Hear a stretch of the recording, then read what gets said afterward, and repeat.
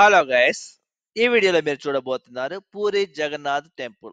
అది కూడా మన హైదరాబాద్ లో పూరి జగన్నాథ్ టెంపుల్స్ అనేవి రెండు ఉన్నాయి. అందులో ఒకటి బంజారా హిల్స్ లో ఉంటే ఇంకొకటి మియాపూర్ దగ్గరలో ఉన్నటువంటి బొల్లార గ్రామంలో ఉంది. ఈ రెండు టెంపుల్స్ కూడా పూరి జగన్నాథ్ లో ఉన్నటువంటి అసలైన టెంపుల్ కి రిప్లికా, అంటే కాపీ పేస్ట్ అని చెప్పవచ్చు. మరి ఇవి ఎలా ఉన్నాయి? అసలు పూరి జగన్నాథ్‌లో ఉండాల్సిన టెంపుల్స్ మన హైదరాబాద్‌లో ఎందుకు కట్టారో తెలుసుకుందాం పదండి. ఒడిస్సాలోని పూరి జగన్నాథ్ టెంపుల్. ఈ ఆలయంలో ప్రధాన దేవుడు జగన్నాథుడు, అనగా విష్ణువు.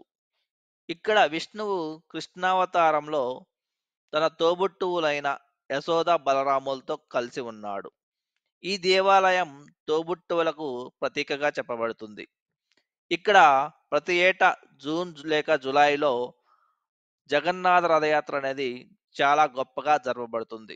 హైదరాబాద్ లో ఉన్న మొత్తం రెండు పూరి జగన్నాథ్ టెంపుల్లలో మొదటిది బంజారా హిల్స్ రోడ్ నెంబర్ 12 లో ఉన్నది. ఈ ఆలయం 2009లో కన్స్ట్రక్ట్ చేయబడింది. ఈ ఆలయం ఇప్పటికి చాలా ఫేమస్ అయింది. ఈ ఆలయంలో రథయాత్ర సమయంలో ఇక్కడ భక్తులు అధికంగా చేరుకుంటారు. ఈ ఆలయాన్ని ఒడిస్సా కమ్యూనిటీకి సంబంధించిన ప్రజలు హైదరాబాద్ లో కట్టడం జరిగింది. జూబ్లీహిల్స్ లోని ఈ ఆలయాన్ని చేరుకోవడానికి మియాపూర్ నుంచి 40 మినిట్స్ వరకు పడుతుంది. ఇక ఈ ఆలయానికి దగ్గరలో ఉన్న metro station Jubilee Hills road number 5 metro station.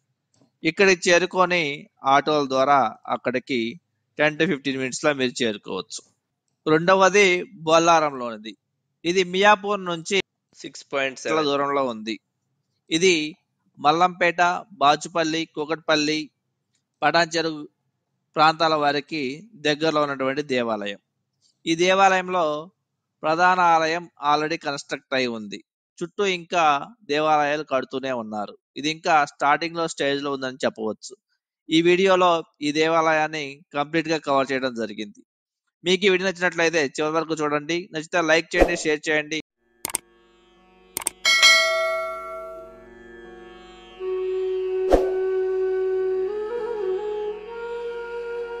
Odisha community వాళ్ళు పూరి జగన్నాథ్ ఆలయాన్ని హైదరాబాద్ లో కట్టడానికి గల మెయిన్ కారణం ఒకటి దూరం, రెండవది తమ దేవుడు తమ దగ్గరగా ఉండాలనుకోవడం.